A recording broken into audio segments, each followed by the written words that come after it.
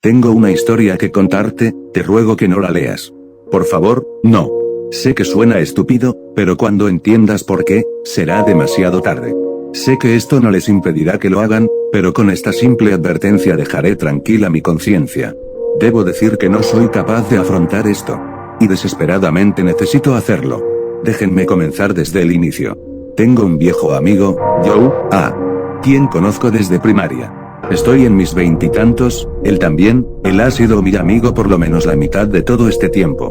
Diría que nos conocemos muy bien después de todos estos años. Esto puede parecer irrelevante y sin interés, pero lo debo resaltarlo, lo conocía, y lo conocía bien.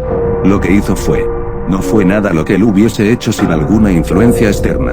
En la noche del viernes, 23 de enero. Yo estaba manejando hacia su apartamento para recogerlo junto a su compañero de cuarto, ya que habíamos hecho planes para salir, llegar a un par de bares y generalmente algo para empezar bien la semana.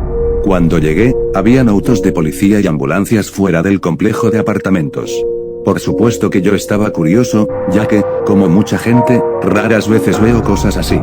Mientras llegaba más cerca me di cuenta que había un cuerpo en una bolsa en la calle, rodeado por vidrios y nada más que a 5 pies de un auto muy abollado. Estaba aterrorizado, llegando a la conclusión de que alguien fue atropellado por un auto fuera del complejo. Cuando terminé de embobarme, seguí mi camino dentro y en las escaleras del tercer piso. Ahí era donde el apartamento de mi amigo está, y ahí fue donde descubrí que no había sido un simple accidente. La policía subió las escaleras, hablándole a los residentes y grabando uno de los apartamentos. El apartamento de mi amigo. En pánico, le pregunté a uno de los oficiales qué había pasado, porque el apartamento de mi amigo estaba siendo grabado. Le dije que se suponía que nos reuniríamos para ir a por unas bebidas, y le pregunté si estaban bien. El oficial me dijo que parecía que Joe había descuartizado a su compañero de cuarto con un cuchillo de cocina para luego tirarse a sí mismo por la placa de cristal con puertas corredizas, hacia la calle. Yo era un fantasma, temblando demasiado apenas podía contestar las simples preguntas que el oficial me hacía tratando de averiguar si conocía a las víctimas. Mi mente no lo podía procesar. Lo conocía. Él nunca hubiese hecho tal atrocidad. No tenía sentido. Retomé mi camino hacia mi auto en silencio, manejé a casa como es obvio en piloto automático. No podía sacar de mi cabeza el shock. Mi esposa me preguntó qué había pasado, y le expliqué. Ella también estaba en shock, pero, ella no lo conocía como yo. Le dije que necesitaba tiempo, y fui a mi habitación. Ella no se interpuso. Perdido, me encontraba en la computadora. No estoy seguro por qué lo hice, pero estaba revisando el email de mi amigo. Sabía las contraseñas que usualmente él usaba, así que era difícilmente un problema para encontrar el correcto. Pensé que tal vez tenía amigos en línea que necesitaba contarles, o quizá encontraría una ventana que me dijese qué causó lo ocurrido. No sé. Si hubiese sabido lo que ahora sé, nunca lo hubiese hecho. Miraba su bandeja de entrada, buscando nombres familiares. Joe, yo, y varios amigos estábamos en contacto, e instantáneamente reconocí varios de esos nombres en los últimos días. Pero el email abierto más recientemente era uno que parecía spam con un archivo adjunto, sin alguna otra información. La curiosidad me ganó, y lo abrí. El archivo era una imagen con el nombre de una serie de números al azar. Era simplemente un nombre, aparentemente a simple vista. Pero mientras más lo miraba, se hacía más perturbante. El hombre solo estaba ahí con una sonrisa, siniestra e inquietante, con ojos distraídos y enfocados a la misma vez.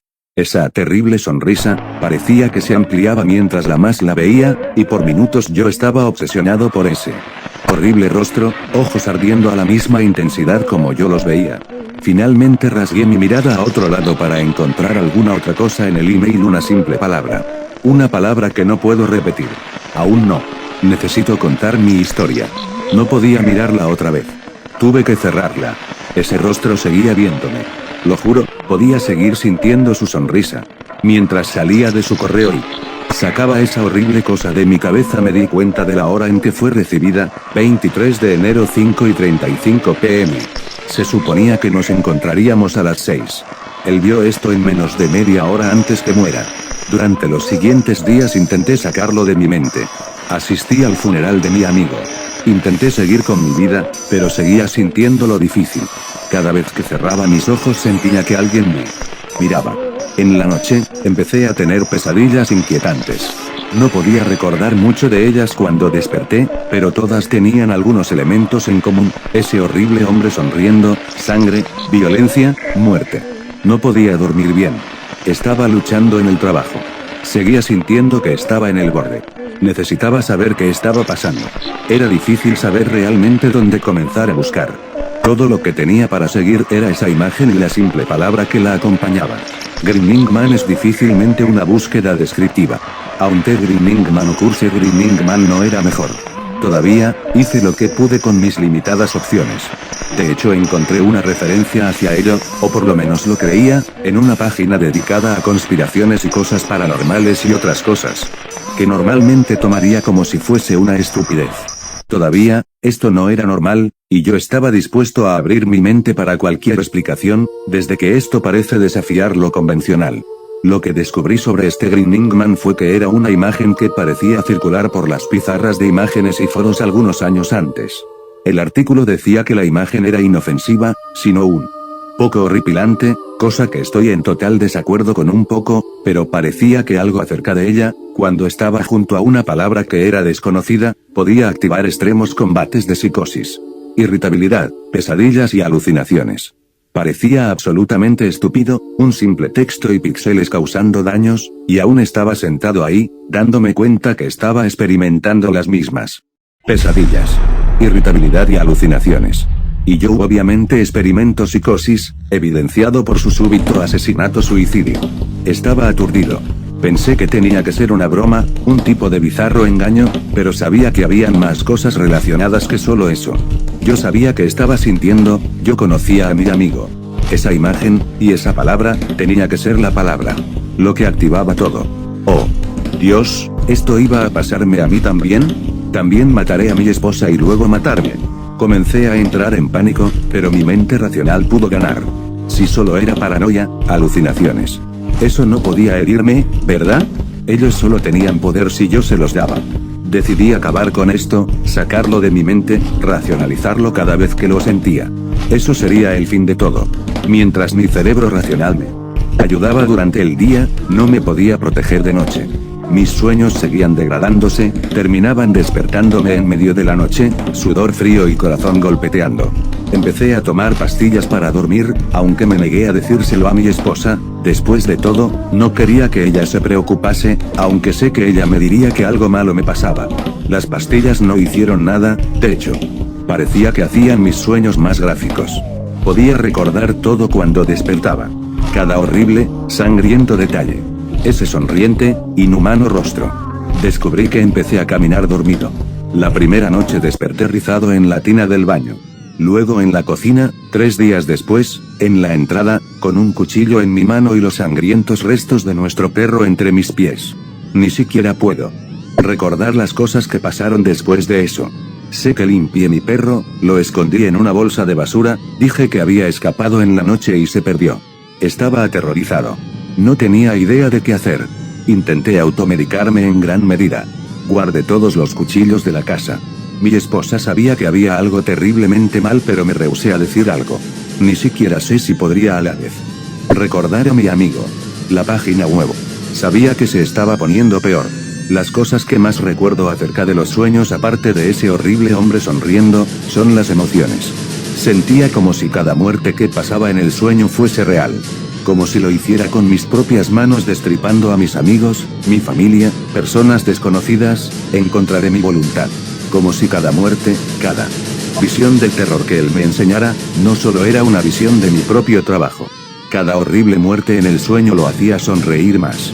Él quería que yo me quebrara. Él quería que me convierta en lo que exactamente me mostraba. Él quería que me convierta en él. Por lo tanto he venido aquí a decírtelo porque estoy desesperado. Necesito ayuda, como puedes ver.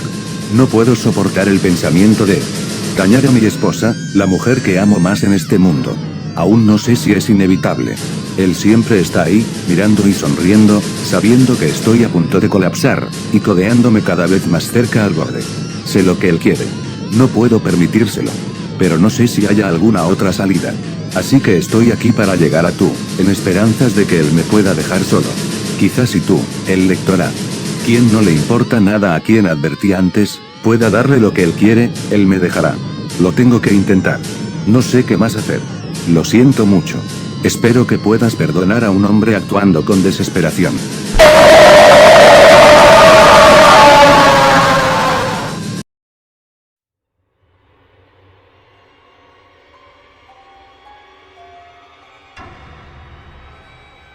Hace casi 5 años vivía en el centro de una ciudad en los Estados Unidos. Siempre fui un noctámbulo, por lo que muy seguido me aburría después de que mi compañero de cuarto, que no era como yo, se iba a dormir. Como pasatiempo acostumbraba salir a dar largas caminatas y utilizar ese tiempo para pensar.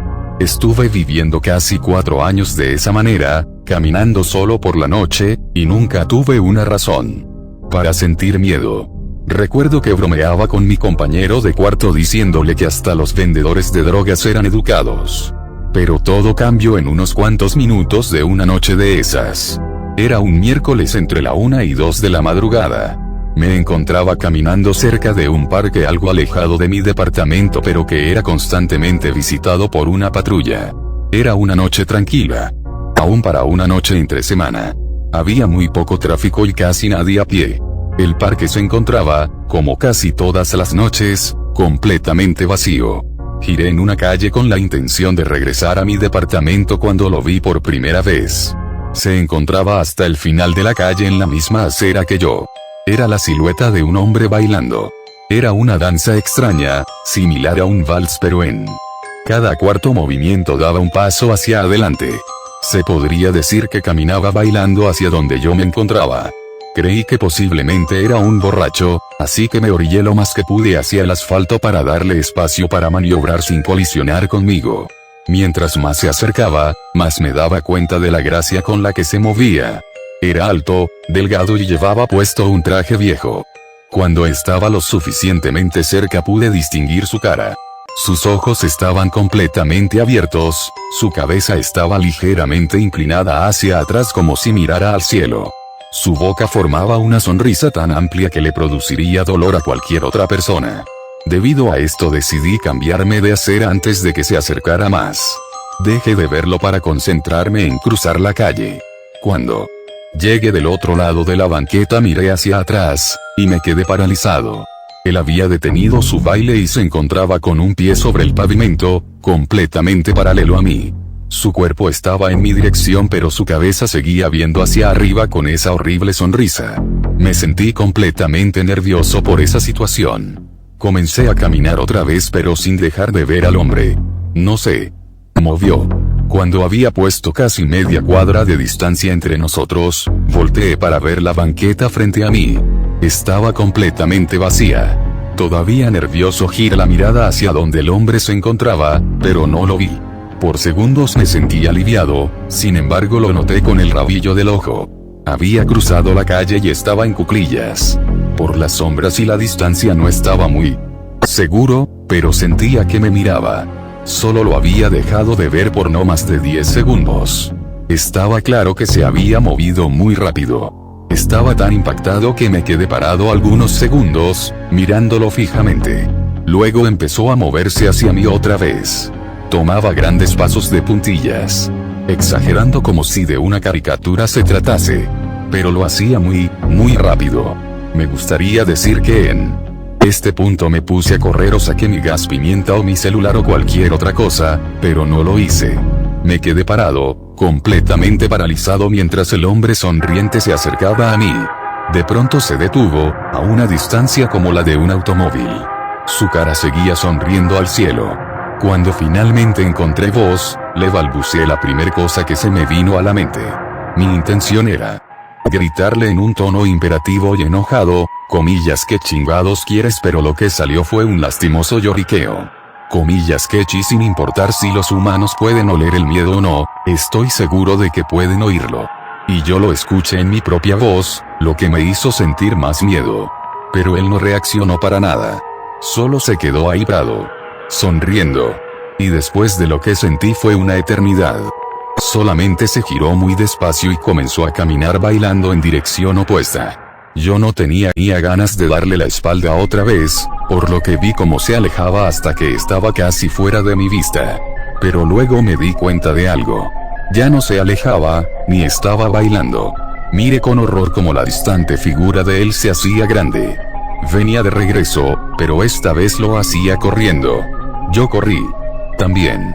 Fui hasta que me encontré en una calle mejor iluminada y con poco tráfico vehicular. Miré hacia atrás y el sujeto no estaba en ningún lado.